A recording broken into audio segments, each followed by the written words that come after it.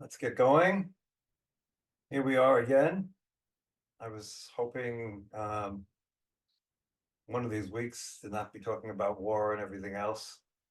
A couple of days ago when I was on I-24, I said to one of the key anchors there, who I've been friends with for many, many years, I said, I can't wait to come back and talk about aviation, which is one of the topics that I talk about at I-24.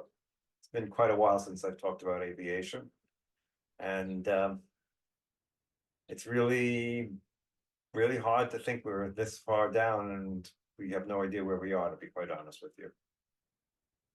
We are at as a correspondent called it Summit T, which is a turning point one way or the other, which is either towards some sort of a deal with Hamas or going into Rafah. If Friday night or during Saturday, I was a little bit optimistic that that we were going for a deal, that the deal was what was going to happen, because of all the rumors from Hamas, etc. Over Saturday, when Netanyahu insisted on quietly opening his mouth, and today when he opened it for sure, the chances are much slimmer. But it's not only Netanyahu. Hamas a few hours ago fired a round of 10 to 15 mortars at the area of Karen Shalom. We don't know, they're not releasing all of the details, but it looks like, unfortunately, their mortar attack was way too successful. And I'm pretty sure they're dead, I believe, soldiers, but I'm not positive, involved. And of course, it came from Rafah.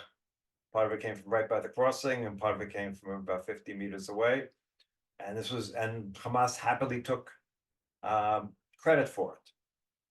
So, it may be Netanyahu's fault, but on the other hand, clearly Hamas is of two opinions also. They're saying to themselves, well, why should we have a ceasefire? Let Israel get even more messed up by going into Rafah, and hurting its further relations with the United States, the rest of the world. Why not let them do Rafah? Because I'm sure Sinwar won't be waiting for us in Rafah, so that's a different issue. So as of this moment, it is unfortunately more likely that we're going to go to Rafah. We're going to reach an agreement. The agreement was based on a certain level of smoke and mirrors, like most diplomatic agreements end up being, where both sides think they got what they want, and neither side really did. So what the Egyptians promised Hamas was that, okay, the first stage, Israel wouldn't end the war. The second stage, it wouldn't. But by the third stage, after the bodies are returned, Israel will end the war. And the United States will make sure Israel ends the war for whatever value that has, as if the United States is a great friend of Hamas, but we'll leave that part aside. But Hamas might have been, and I say this might have been because it's not at all clear where Hamas is at this point, but might have been willing to accept that as, okay, we got what we wanted, theoretically the end of the war. If we don't get the end of the war, well, okay, they promised us an end of the war. It's all a question of managing risks, and we have to give in to the pressure from the Qataris and everything else. Well, instead, Netanyahu first sent out two statements from a high-ranking government official on Saturday, which I wrote about, saying that we will never agree to an end of the war and leaving Hamas in power. And then today, in his own words, he said the same thing at the opening of the cabinet meeting. I'll include the clip tonight in the update, including a translation. So again, the key, if you wanted an agreement, was to shut your mouth, quite frankly. Don't say anything. You can resume the war. You can say, my view is take the 33, take the first stage. At least you're going to get 33 people back. And it's going to cost you giving up some terrorists. We always knew it was going to be terrorists. No one was going to get these people back for free.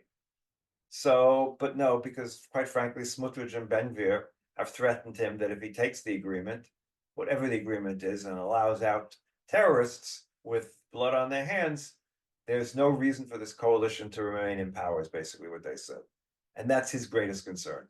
His greatest concern is not losing Smotrich and Ben-Gvir, because then he loses his natural power, his natural partners, and then he's gonna have to go to elections, and at least right now, at least, even though he seems to think he'll win an election, he's not gonna win an election right now. I don't know what's gonna happen in another 6 months. Israelis can be dumb and forgetful like Americans, but um, we'll see.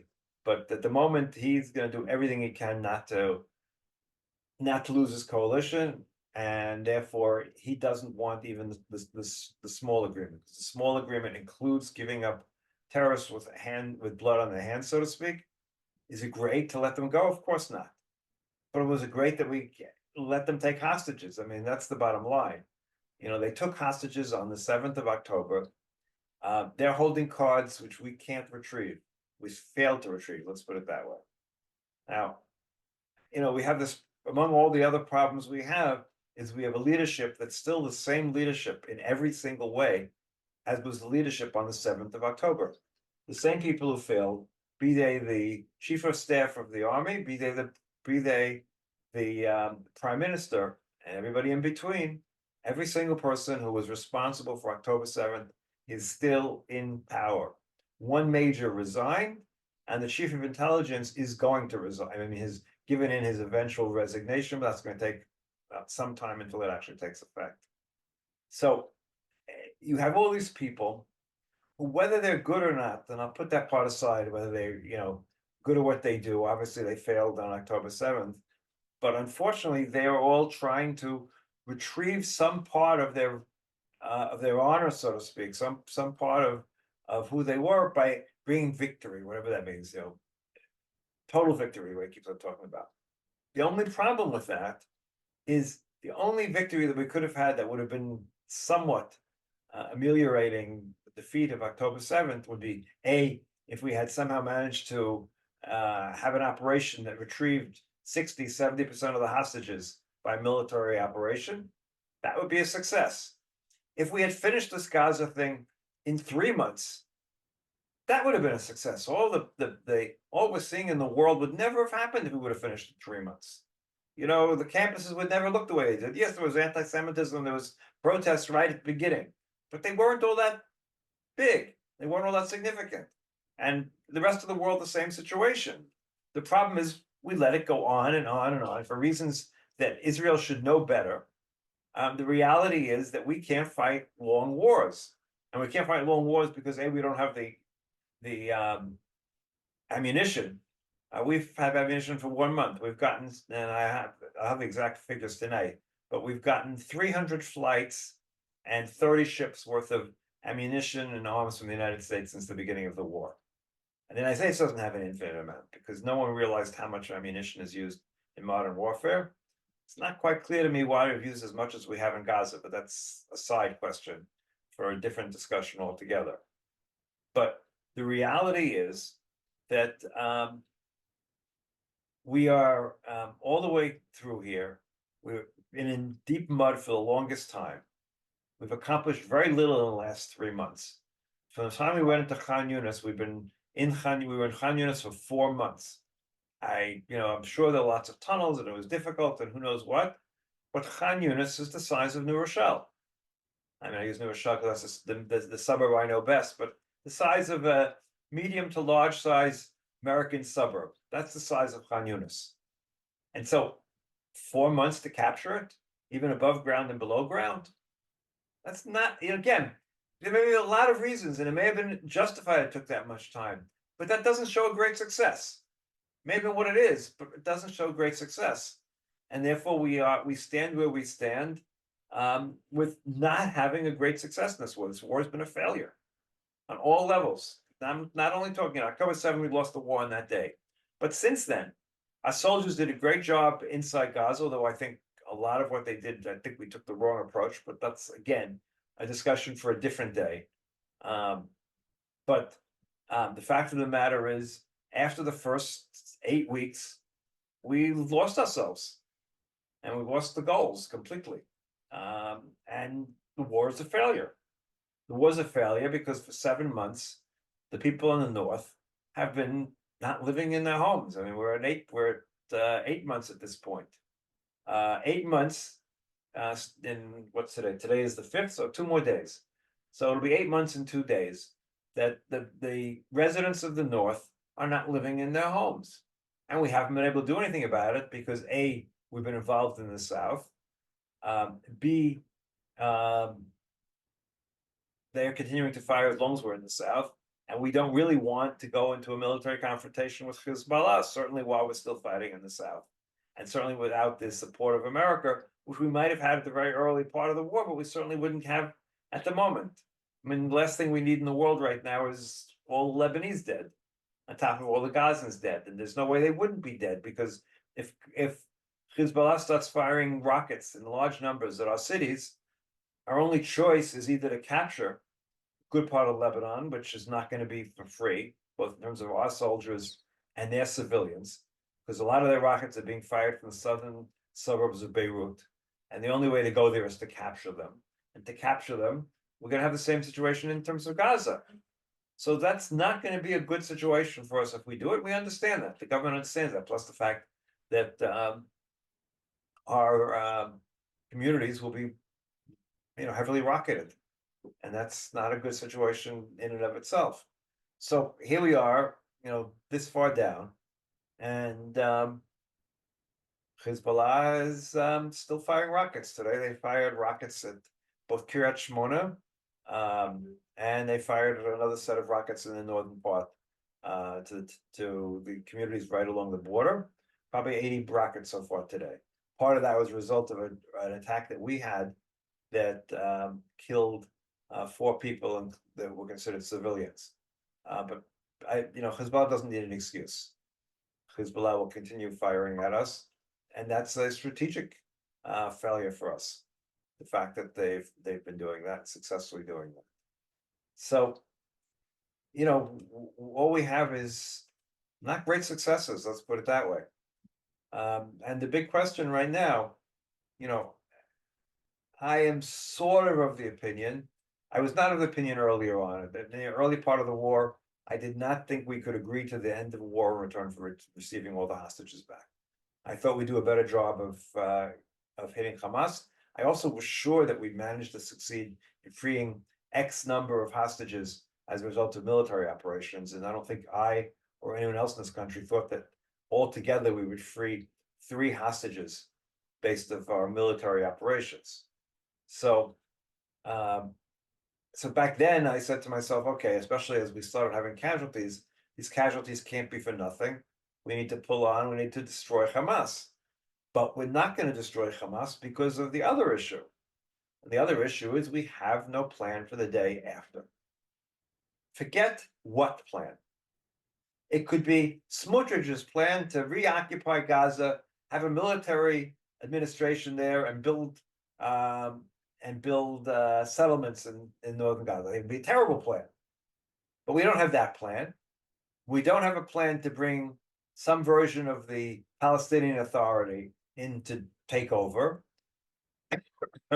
or any other plan. We have no plan. Why do we have no plan? Because this government can't come up with a plan without the government falling. Because Smotrich and Ben-Gvir are not going to agree to anything that doesn't include us taking over parts of Gaza. And no one else in this country wants to take over Gaza. No one wants to occupy it directly. We don't have enough troops to do that. We simply don't have enough troops to occupy Gaza forever. We once did that, but that was in a different period of time for lots of different reasons. We don't have the troops, and no one wants to. So we have no plan. When you have no plan, what happens? You pull out of an area and Hamas comes back. Wherever we are not there, Hamas is there. On top of which, we had no plan for humanitarian aid. We sort of said, okay, well, at first, okay, step back. It was a reasonable plan to have said, we are not going to let 1 inch of food, water, electricity into Gaza Strip until they free our hostages. We could have said that to the whole world, and the world would have screamed, and we may or may not have had the whole world against us, but at least it would be clear cut. We want our hostages back. You have our hostages. You want food, water, and electricity? Give us our hostages. Now, probably wouldn't have worked, but at least it would have been a plan. At least it would have been a clear-cut statement that, okay, you want food? Give us hostages. But no, we ended up the worst of all worlds, giving in slowly to increase slowly increase the amount of trucks that go into Gaza. To the point now where there's probably twice as much food going into Gaza now than there was before the war. And yet we have the PR problems where we're claiming that people are starving, which is beyond my understanding how that's possible in northern Gaza with the amount of food that's going in there. I can make some argument that there's food insecurity. There's food insecurity in some of the inner cities of the United States also. I find it beyond understandable that there could be starvation in Gaza right now, despite the fact that we're being accused of planning starvation. Of course, how can we be accused of planning starvation when we're letting in all these trucks? You can make the argument we're not doing enough to feed, a lot of arguments you can make. You can't make the argument that we plan starvation. It's just not a reasonable argument to make when you're letting in hundreds of trucks a day of food. I mean, it's an absurd argument. People actually buy it. I mean, even the ones who don't hate us seem to buy it. That's the problem. If it's just the haters always will hate us. It doesn't make a difference what. But it's beyond just the haters. And that, of course, in and of itself, is a real problem. So here we are. We're still waiting for the official Hamas answer. There is a chance that this could pull out somehow, that Netanyahu might consider his legacy instead of his short-term political viability, that he might decide to go with the big American plan, which includes peace with Saudi Arabia. It's a possibility. I don't think it's likely at this point, but it's certainly a possibility. It's something to hope for. What can I tell you? You got to have hope. I've been an optimist. You can't live in this country without being an optimist. Although I don't know. Let's put it this way. None of my friends that I speak to on a regular basis are optimists at this point. That's a slight of an understatement, but that's the reality. Whether they're former military people, whether they're journalists, whether they're just people in the high-tech world, nobody I speak to on a regular basis is optimistic at the moment. But maybe we can always be optimistic, at least as much as we can. That's really more or less what I can say. What's going on here.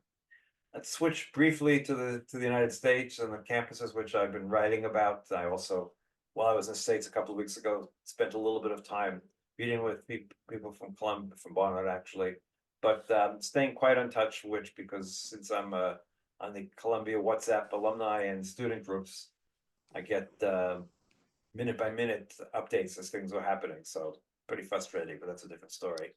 Look, what happened on the campuses is as a result of a multi-year effort that's been going on in the campuses of the United States. From my perspective, going all the way back to the 80s. I printed that chart yesterday, the amount of money that's gone in from Arab countries. Now, not all of it is illegitimate. Not all of it was for influence. Some of it, like I mentioned, Cornell was going for a medical school in Qatar. Although, again, you got to question if the $1 billion went for a medical school, what's the Cornell administration going to do in certain circumstances? But okay. And some of it went for tuition money, right? Some of that money that we see went for tuition money for the students. By the way, I printed, I think it was 5 universities. The list is probably about, I would guess about 100 universities receive funding.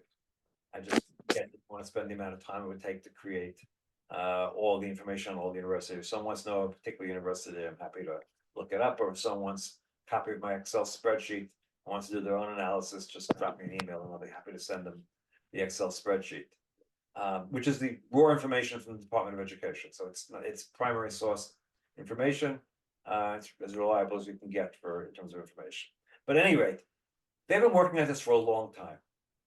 The Middle East departments, and I would say almost all of the major universities, have been run by Arabists for decades, and in the last 2 decades, more and more by Muslims and/or Palestinians.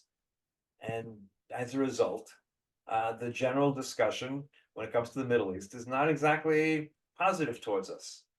You add into the whole question that I've written about before about revolutionary doctrine that has taken up a lot of the philosophical views of a lot of these universities in some of the courses, and it gets even worse. And of course, get back to the saying that at some point, the weak are the ones we have to support, and the powerful are obviously the oppressors, capitalist oppressors who are oppressing all. And of course, somewhere along the line in the United States, the Jews have joined that group of oppressors. And certainly that's a problem, particularly in the African American community, but beyond. And so the Jews are the oppressors, and therefore we're seeing what we're seeing on the campuses and beyond. Yes, they're outside agitators. Yes, there's money coming from central sources, but it also reflects a point of view of a substantial portion of the university populations, not all, not even the majority, and probably a minority willing to, get out and take a chance of being arrested or being thrown out of school. But enough to create enough news that it's been well reported. It took a while until it made the news here. But at this point, it's also a major news item day and night here as well. Although I think we'll quickly forget about it, because that's the nature of the news here. We're very self-centered. News about anything that's beyond us. There's a segment on one of the news broadcasts. 4 countries in 2 minutes, and in 2 minutes they bring us news from 4 different countries in the world. So it makes the American news, which has been America-centric for many years, look like it's a worldview compared to what the Israeli news is. Now, the other thing I want to bring up, which is here locally, I still have to write about it for tonight, is the decision to close Al Jazeera. Populist decision. It's very popular. Close Al Jazeera. Now, what that did was they closed their offices, and they're blocking Al Jazeera's websites from Israel, and they kicked them off of Yes, which is where they broadcast from. A stupid thing. No other way of putting it. The reality is twofold. First of all, it's not going to stop them from broadcasting from Gaza. It's not going to stop them from broadcasting from Cairo. It's not going to stop them from broadcasting anti-Israel, an anti-Israel perspective. But governments should not be in the business of censoring even things that are anti-Israel, from as far as I'm concerned. If they violate the press rules here and give military secrets, absolutely throw them out. But unless they actually violate rules and all they're doing is producing things that are negative about us, I think it's problematic, to say the least, in terms of freedom of the press. It sounds like what a communist regime used to do. It still does, obviously. And I mean, it's very popular, we want to throw out all of our enemies. Okay, fine. But it doesn't really accomplish very much, to say the least. And every once in a while, they actually have Israelis on Al Jazeera or interviewed from here. And while the questions are difficult, some of the better people who are interviewed manage to get their views across. So what are we doing? We're going to eliminate any Israelis from appearing on Al Jazeera by doing this? I think very stupid move. And of course, it's not something that the US government looked upon favorably, but who cares about the US government? Strzok, who's the from Smotrich's party, and she's a cabinet member in charge of national projects, I think it's called. I forgot the exact title of her thing. She today issued a tweet, or an X, or whatever it is today, stating that America is no friend of Israel. Thank you very much. They approved $17 billion in aid, an additional beyond our normal aid, last 2 weeks ago. It goes with one of the other cabinet members who has a really high IQ, who said, I prefer Trump over Biden. I mean, even if you prefer Trump over Biden, keep your mouth shut, especially a week after you just got this aid package. I mean, whatever your opinions are, you're entitled to your opinions, but first of all, you should keep your opinions about American politics out of it. You're a minister in the Israeli government. And B, just shut up. It doesn't help. It doesn't help at all. But we have ministers who it's more important for them, to how they look amongst the base, because that's how they get elected again in the primaries amongst their base. something that the Americans should understand too, because we see the same situation in primaries in the United States. You look at some of the crazy Republicans who outdo each other on crazy statements just so they look really good amongst the far right base. We have the same exact problem, except America isn't dependent on anyone else in the same way that we're dependent on America. And but these people don't seem to understand that. They think we should be able to be independent. I also think we should be independent, but we're not. That's the reality. We don't produce enough arms. We don't produce our own planes, which is a different story. I once wrote a long time ago. I wrote a almost PhD dissertation on the killing of the Lavi, which was Israel's fighter jet. I thought it was a great mistake, but it happened. And since then, we have advanced defense industries, but we don't produce large numbers of anything because we're really not a great, we're a bad manufacturer, but we're not big on large numbers of manufacturing. So we're dependent. That's a reality, and our ministers aren't smart enough to realize that. Okay, we're at the halfway point. I'll now open it up for questions. Just raise that hand or whatever it is in the system, and hopefully I'll see you or my wife will see you. She usually does a better job.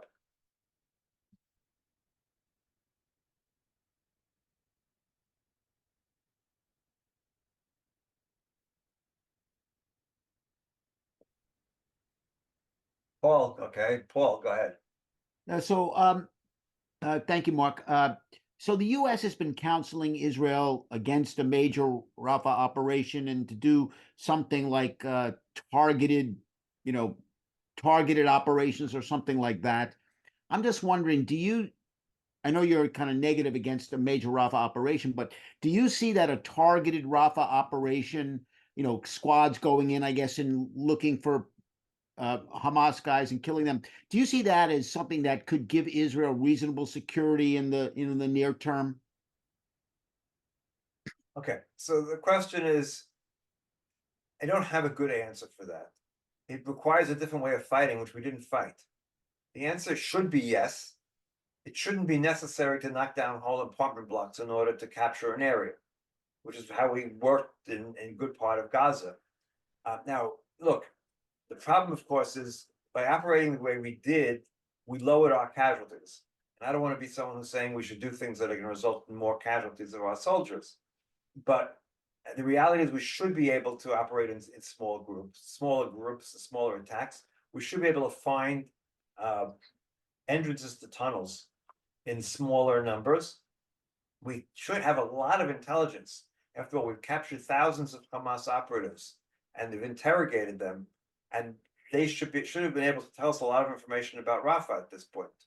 So the answer is, I think we could, but I don't know.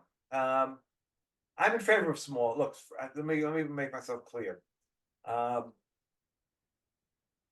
in favor of operating in Rafah as long as it A, doesn't result in a complete break with the United States, and B, doesn't result in large numbers of additional civilian casualties. Which, again, I had no problem with civilian casualties. I mean, I did always bad things to civilian casualties, okay? But we've reached the point at this point along this war that we can't afford to create any more civilian casualties. It's not like, yes, we can make all the arguments we want about the fact that our percentage of casualties is lower than the American percentage in Iraq. Yeah, great. We're not the United States. That's part of the problem. It was we forgot that we can't fight long wars. We used to know the fact that after a certain amount of time, the United States would stop us in every single war that we've had. Even going back to the Sinai campaign in a way. But there's always been a point where it says enough, for all sorts of different reasons. This time we thought we had an open checkbook to keep on going forever, and the Army had a plan that was illogical. Who said we can have a year to do this? I mean, that was just an illogical plan. I mean, the Army should never have come up with a plan like that, and the civilians should have said, "No, you're never going to have a year." But the Army's job is not to be isn't the civilians are the job to tell you those sort of things. And as I've written before, we don't have a foreign minister of any. We have one, but in name only. We have no one of any ability, or who knows the world, who has any power within the government. He doesn't sit on the war cabinet. So what do we have sitting on the war cabinet? Basically, a bunch of generals and one former ambassador, a Republican operative. He's the closest thing to that viewpoint. Then we have Arya Derry, of course, who's never been in the military, and it certainly doesn't know the world very well. I haven't seen his, worldwide travels and meetings with people, etc. So we have no one who has that point of view to say this is what you can do, this is what you can't do, etc. Abby, yeah, Yeah, louder. hello, can you hear You me? got it. Yeah. Okay. I'm watching the university stuff play out, and I watch it spread through Mexico, Canada, Europe, just watching it play out and start gaining momentum. And I'm just wondering what what do you see as the result of that? Like, what could happen? Okay, so there's two parts to what can happen. First of all, from in a strange way, at least in America, based on public opinion, it's had a negative impact on the Palestinians. As you look at the public opinion polls, the public opinion has been negative against them and for stronger reaction to them. And support for Israel has actually gone up a point or two in the United States. I don't know whether they can, point it to. It's hard to say if that's really true or not. But amongst students and young people, it reflects what's going on amongst students and young people. And students and young people become older people at some point, and they become, of course, they're voters. And so, the fact that this has become the action of a generation, not any other conflict in the world. Now I know that why it is, and I'm not an Israeli who says, well, why do you deal with Sudan, or why do you deal with? Okay, it's never been that case. Since 1947, there've been more reporters here than anywhere else in the world. So for whatever reason, our story interests people much more than any other story, for good or for bad. And so there's much more interest. No one cares about Sudan, it would seem, or I can give you a whole long list of places where more people are being killed, despite the ridiculous statement by someone from the UN that more children have been killed in this conflict than have been killed in all the wars in the last 6 years. But it's absurd statements they make. But okay. Look, the problem is, one of the problems is this issue of divestiture can actually begin to have a negative impact, clearly. In two sides. One, as I wrote last night, what universities have given into them, I've given in a way that are going to make the situation worse, because they've agreed to have additional Palestinian professors teaching and additional Palestinian students on the campus. So that is going to make the situation for Jewish students worse over a period of time. So that's a negative impact of these demonstrations. And then, of course, is it going to result in some countries deciding in the end to divest, cut off sales? Colombia, to be quite honest, I haven't paid close attention to understanding exactly why Colombia decided to break diplomatic relations. I think one of the other countries in South America did before Colombia. But it's a bit strange because the Colombian Air Force is dependent upon Israel, because they bought Israeli fighter jets a bunch of 20 years ago, and they're pretty old, and they can only be maintained by Israel. So, and I think the same with their tanks. But okay, I don't know. If Colombia decided to do it, I'm not even, I didn't look into the reasoning so much. So, that's the fear. It grows, and it'll have an effect in different countries, and we become more isolated. I mean, that's the bottom line. We become more isolated with time. Look what happened with Turkey. Turkey cut off trade. That's going to hurt us. It's going to hurt us. It's going to raise the prices, which are already growing rapidly in this country. Turkey was a source of inexpensive food, and plus, it was a source of most of our building material. So can it be replaced, lost somewhere else? Of course it can, but it'll be more expensive and it'll take longer. And the Israeli building industry is almost at a halt anyway, because of the fact that we don't have the Palestinians who were working until now. We're not letting them in. So now we have no workers and no basic material. So we're gonna have an additional shortage of housing come another year or two, or even sooner, because projects aren't being finished. Nancy, Hi, thanks, Mark. In terms of the sabotage that has been occurring this weekend, I think it's pretty arguable that Netanyahu was trying to throw a spanner in the works because he was surprised that Hamas was actually maybe going to accept the very complex deal that Egypt and the United States had put together.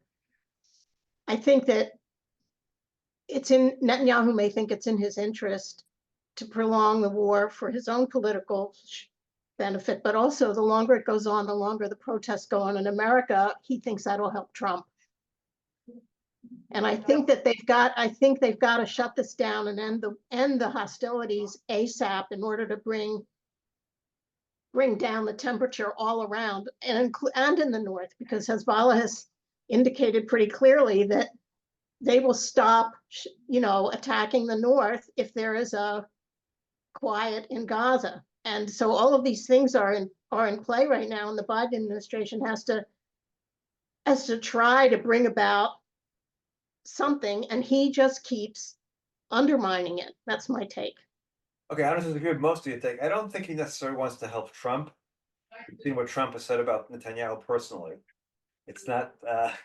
It seems to me that Trump would try to I agree. Netanyahu's removal. But that's besides the point. He may want the Republicans in power.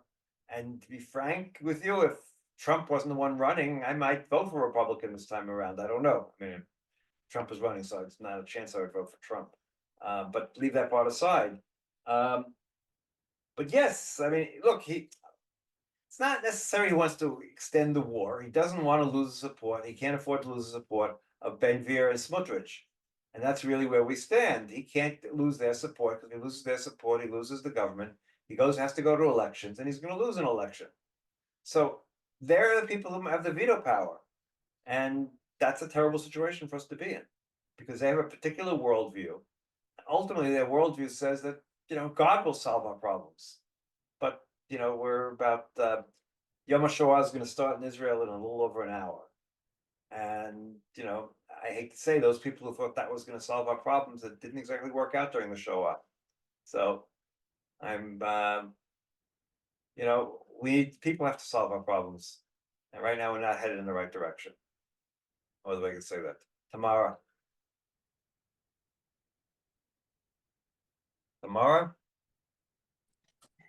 Hi, I'm just going to start off by saying I'm grateful to hear you speak, and I've missed a couple, I think, of Zooms, and so it's good to be in this environment. Okay. I do want to pick up on a couple of the things you said early on, and just to be clear, I don't have any love lost for Netanyahu or any of his coalition. But what I'm trying to wrap my head around is the idea that, to me, it looks like Hamas is betting on a long game. They've been very clear that they don't value Palestinian life. I've been observing how international media covers this, at least, from a Canadian perspective where I am, American, some European, and particularly progressive outlets that have been using what I would find to be very problematic language that and presentation of what I call mobsters on campus in Canada, in the US, and elsewhere, in ways that make them look like they're sympathetic. And I think this plays into a Hamas game, and there's an emphasis on the chaos that they are creating, and there are questions about how they all came to be, and it's not just like, oh, I had this lefty professor, because I had those lefty professors in the 80s, and I'm not doing what's going on. And so it feels like there is a concerted effort to sow division between Jews and create an opportunity to conquer more. There's no conversation the entire narrative has been hijacked. There's no conversation about jihadism. There's no conversation about the evils that Hamas and their community and their ilk have inflicted on their own people. And so a couple of, I'm going to say all this, and then I have some very particular questions. I also want to reference that you referred to an uptick in support, or, you know, that we have, you know, I guess you said suggested pollster support. I don't know if you're referring to the Harris polls. I read them actually just a couple of days ago. Someone sent them to me, and they're from December. A lot has happened since. There's a new Harris poll that came out end of April. Okay, so I need to look that one up. Thank you. But I also don't have a lot of faith in them in terms of the relentlessness of what's happening. Sooner or later, people are going to get fed up. And I've seen it, you know, very anecdotally in my personal life. So, okay. So the questions. So I hope I can ask a couple of them now that I've kind of done a preamble. Why is Israel so very bad at PR? Number one, because any favorable, or not even favorable, but kind of factual PR that I see, you know, from, you know, various social media, Jewish people. We agree they're bad at PR. I'll try to answer that. Let's move on to the next part of the question. So. Oh, okay. No, but what I just want to say is that it's very right wing when it's pro. I don't even like to say pro Israel. Just like there's no conversation about pro peace building. With legitimate, as you say, there's no ideas for, you know, how to get out of this. The other thing I would like, if you can, is to speak to comments made by Bernie Sanders, who I'm sorry to position it this way, but he also, a little bit like you were doing earlier, shrugs at the tolerance level we're expected to have when it comes to anti-Semitism. On a more constructive place, you know, and I don't, you know, people are trying to undermine this guy too, but the Democrat Richie Torres has, with I don't remember which Republican, proposed a bilateral proposal to demand that publicly funded universities can prove how they will create a non-tolerant environment of anti-Semitism. And so so questions I have, and just general comments, and thank you for indulging me. Okay, no problem. So let me just start with the easy one. Not easy, but it's the facts. Israel has been terrible at public relations forever. I can remember in the 70s starting an organization to work on campuses. We gave out something called the Middle East Observer on every probably 50 campuses every week from the time that, a little bit of time after Arafat spoke at the United Nations, which was in November, until I made Aliyah at the end of the school year. And we printed tens of thousands of, you know, one-page explanations of what's going on in Israel. We handed them out on campuses all over the United States. But this was like a semi-private initiative. It was an organization we created, but no one was doing that. Israel has never put the effort into Hasbara in the United States or anywhere else. They haven't considered it important. Reason? Because they're stupid. I have no other explanation for it. I said way back when, in the 70s, I said when Israel was getting about $2 billion a year post Yom Kippur War from the United States, I said, look, any sort of business, minimally, you invest 5% of your sales in marketing. So 5% of $2 billion is $100,000, $100 million a year. The the budget for Hasbara and the Misrad HaChutz was like $1 million. So it was absurd numbers, and they never took it seriously at all. We don't have a foreign minister. I go back to the fact that we have no foreign minister who speaks English. You know, it was more important for Bibi to rearrange the foreign minister from someone who spoke a little better English, wasn't a great foreign minister, to someone who was can't speak any English basically because he was more important than Likud. And he, in the middle of the war, they switched jobs. I mean, leaving everything else aside, how do you switch jobs of foreign ministers in the middle of a war? Because it wasn't important. So we've had a situation for decades where we've never put enough effort into it. We haven't put any serious effort into it. We have all these organizations, If Not Now, and honest reporting, and all these things that sort of reactive, but no one engaging in long-term planning and long-term education, in long-term efforts on campuses, high schools, and everywhere else. There was once a high school department of the Jewish Agency in my time, a long time ago. It was long ago gone. To work in high schools. I'm guaranteed, without knowing the details, it doesn't exist today. And there's so many different things that we don't do because it's not important, even though it's very, very important. So I've said, I think I wrote a couple of times, American Jews need to stop giving money to Israel, even though we need money. They need to put all their money into creating some master organization that's going to spend the next 10 years doing education. I wouldn't even Not just American. Not just Americans, Canadians, I don't care, diaspora Jews. I'm sorry, when I say Americans, I should say diaspora Jews, and create activities and plans, long-term educational plans that's part PR and part educational. But it's not something that happens from today until tomorrow. It's a long-term plan.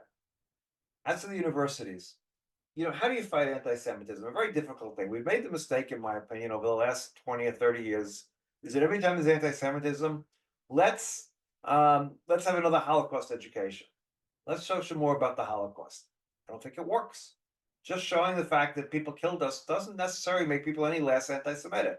In some extent, after World War II, there was a drop of anti-Semitism because people saw what they may have been anti-Semitic before World War II, but they didn't really mean for it to get to where it got to. The other reason why there was such a drop in anti-Semitism after World War II was that almost every army unit, Navy unit, there were Jews serving in it. You could hardly serve in World War II without having a Jew in your unit, and suddenly it wasn't some strange Jew who you were anti-Semitic about. It was Joe who saved your life at Normandy. So that changed the whole dynamic of anti-Semitism. But in my view, I don't have a good answer, but as much effort as there's made to deal with racism and these DEI, all these efforts needs to be about anti-Semitism on the same level. Jews have to be back to being a minority and looked upon a minority that there's prejudice against, as opposed to the majority who's oppressing other people. And I don't see any other way around it. As to the long statement, look, I wish we could wipe out Hamas. I really do. Hamas needs to be eliminated from the face of the earth. Hamas has been against the two-state solution since before Oslo. And I don't know what would have happened in our history if Hamas hadn't started bombings immediately after Oslo and continued immediately after the Rabin assassination. Our whole arc of history might have been completely different. There might have been peace between us and the Palestinians. I'm not saying there would have been, but there might have been a chance. Hamas eliminated that chance. So if at some point my grandchildren's lifetime we're going to achieve peace with the Palestinians, Hamas has to disappear. But we failed this time. So we need to find a better way of doing it. We failed. We'll go into Rafah, we'll kill a couple thousand Hamas people, we'll make our situation in the world even worse. And what will be the end result? We still don't have a plan for the day after. Our idiot Negbi, who's in charge of the National Security Council, got on TV last night, I believe, and said, look, America didn't have a plan after World War II. It was planning to first destroy all of Nazi Germany, and then it would come up with a plan.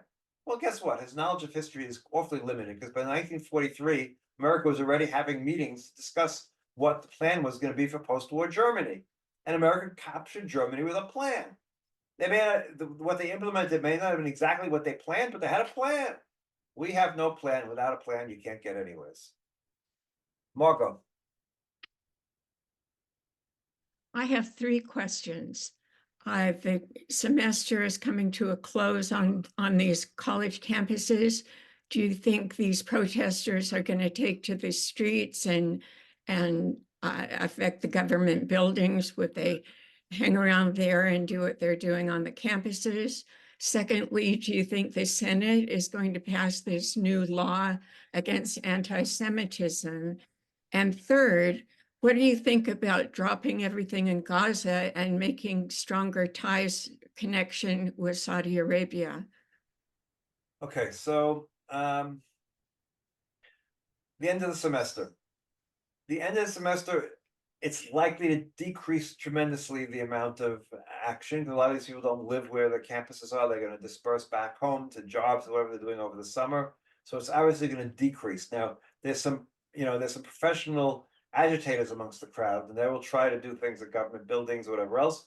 The more concerning matter to me is what they might try to do with the national conventions, both the Republican and Democratic conventions.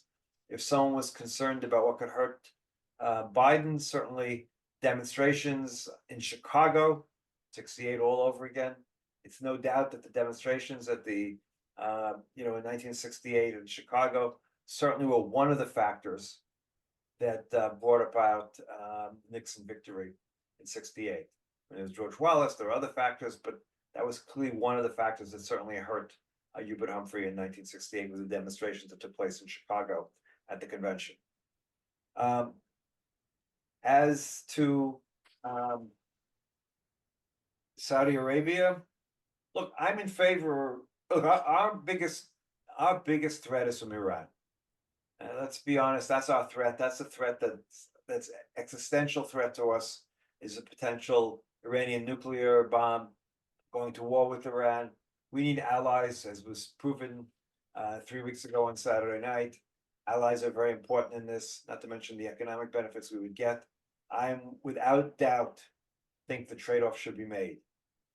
We won't be able to finalize destroyer Hamas. I don't see how we're going to be able to do it at this point. So I think that I'm in favor of, I'm in favor of Biden's grand plan. Let's put it that way. Will it actually succeed? Will it take place? I don't know. But at least it could turn what's pretty much a strategic defeat for us into a victory, because it was this exact alliance that Hamas was trying to stop by its attack. So I would go for it, frankly. It would strategically change where we stand. I don't know whether this is your second question. I may have forgotten. Yeah. Do you think the Senate will pass this anti-Semitic law? I honestly have not followed it close enough. I'm going to be doubtful of it, that they're able to get 60 votes for it. But again, I really didn't follow. I haven't followed it close enough. I know there's some significant opposition both on the right and the left. I don't really know. I don't have the answer to that question. Anyone else? Yes, Beth. Hi. Before I ask you anything, I just want to ask you, did you receive from me, I texted your 914 phone number, a couple things this week. I don't know if you got it, and I emailed you something. I don't know if you got that. I think we made it. I'm not positive. I don't think so, but I'll double check.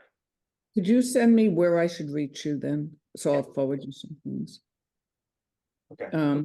So I have a couple of questions. One is these outside agitators at these schools, these professionals.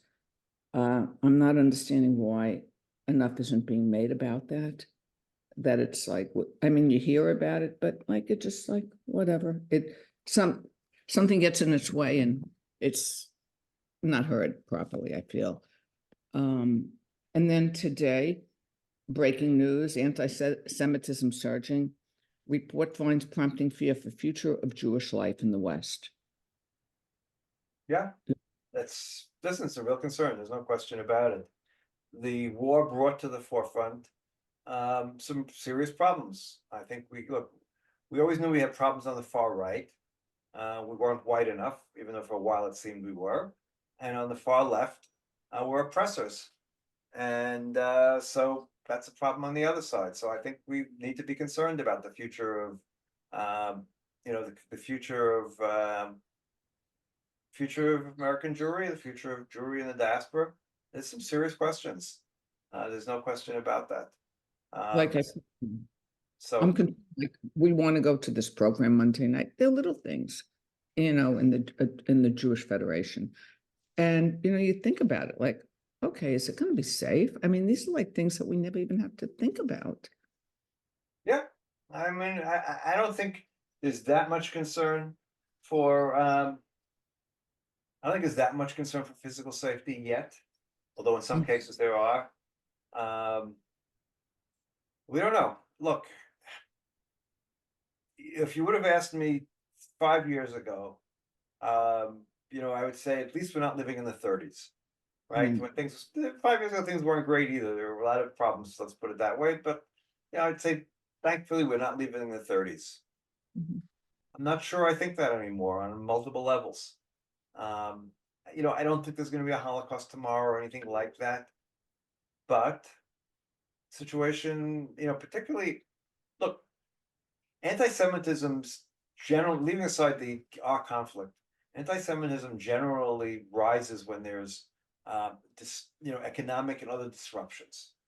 So, clearly, if you're going to have a Trump presidency, you're going to have a lot of disruptions going place, better, good, bad, or indifferently. That's part of the problem that's going to come forth. Plus, from a technological standpoint, we have a whole world of an AI that's about to disrupt the economy in very big ways, in ways that we don't even begin to understand. And somehow it'll be the Jews who are responsible. I mean, and I think Sam Altman. Sam Altman, I believe, is a Jew, head of person put out ChatGTP, and so the Jews will be responsible. So I think there are concerns, and that people should be concerned, and certainly what we've seen in the last few months, there's good reason to be concerned. The numbers are very alarming. I have the numbers in tonight's update, but nothing's written in stone. So what So about I'm sorry. good. What about these like outside agitators then? Like, why aren't we pulling up dirt about them? Because they clearly have a history. Like, why aren't we hearing more than they're just agitators or what? And then you don't hear anything. Like, You okay, have they two sets of problems. One is there's a certain amount of sympathy amongst part of the media. I mean, clearly, I've never been one of these big critics of the New York Times, but watching the New York Times in the last couple of months, there's clear sympathy for the other side in terms of this conflict in all sorts of ways. And certainly, some of the younger reporters clearly are not amongst our friends. Let's put it that way. And so no one's really going too deep. And even if it goes too deep, one of the other problems we have today is, since there's no source of information, and since everything is fake news. So if everything is fake news, even if we were to say that this person and that person, and we had proof that this person had gotten money directly from who knows who, some Arab terrorist group, the other side would say, it's fake news. You made it up. It's all fabricated. It's all AI driven. There's no truth anymore. Once there's no truth, it's almost impossible to win any battles, because there is no truth and no one accepts any truth. And that's, it's a problem not only for us, it's a problem worldwide, it's a problem in every area, but it's going to be a particular problem for us, and I think we need to realize that. Okay, Thank folks. Paul, you raised your hand. You've just got in under the wire. Go ahead. Paul? So yeah, just quick question. So given all the divestment talk, a lot of rich Jews are very upset. Obviously, we all are. So why can't these people who have so much money endow chairs in Middle East history or whatever department it would be, and stipulate that it must go to somebody who has a pro-Israel leaning? Right there, the other side has no problem with it. You talked about Colombia, how it's been infestated. I don't see why that get a few scholars in each school who will push back. Okay, two parts to that. First of all, it should be done. That's number one. There should be endowed chairs of Israel studies in every single university as part of the Middle East department. Absolutely needs to be done. But, and I say this is a but, the problem is that Palestinians are much more dedicated to their cause than we are to ours. What do I mean by that? They have a clear goal, right? The Palestinians who are not living in Palestine, so to speak, they want to create a Palestinian state, whether in the best case scenario it's next to us, or in the worst case scenario it's instead of us. They know what they want. Our Israel professors are going to be talking about the social problems in Israel and the social gap in Israel, or this problem and that problem. And I mean, that would be pro-Israel in the general sense, but they are not going to be focused in the same way that Palestinians are on our narrative. They just won't be. I mean, I know some of the professors, I know some of the Israeli academicians, and they just aren't. And to be honest with you, they're not going to be as dynamic. I mean, the ones I know, I was asked by one of the people on this, who gets the update, do you know of any dynamic Israeli professors in Israel, in the United States this year, to invite to a certain school that the person wanted to be invited to? And I checked with, friends in academia, and we couldn't come up with any names of the dynamic Israeli professors who were in the United States this year. Which is another set of problems. So it require a multi-year plan, and that's why I said you need a big plan involving many years. And I don't know if it'll work. Don't get me wrong, I don't know that it'll work, but it needs to be tried. I had an argument, must have been 2 months ago, 3 months ago, both on air and with the main person who was moderating the discussion, Owen Altman for I-24. We discussed it both on air and then afterwards. And he said, America's lost. This was like 3 months ago. And, the statistics of the young people, et cetera, et cetera. And I said, well, at the moment, that's the way it's going. We can't give up, because all we need to do is change 5 to 10% of the views of these young people, and that'll be enough. That'll be enough. We don't have to change them all. We don't have to convince all of them that we're right. All we need to do is work on the margins. At the end of the discussion, he said to me, okay, maybe you're right. It's worth a try. I believe it's worth a try. There's no choice. It's worth a try. But the try has to be done. And I don't see American Jewry getting together and with all their fiefdoms and, a professional workforce that is mostly interested in their next job, doing what needs to be done. That would be my fear. But any of you Americans involved in Jewish affairs, take it on yourself. I'll be happy to help. But it requires, a serious effort and a multi-year effort. It's not something that'll take a week or a month.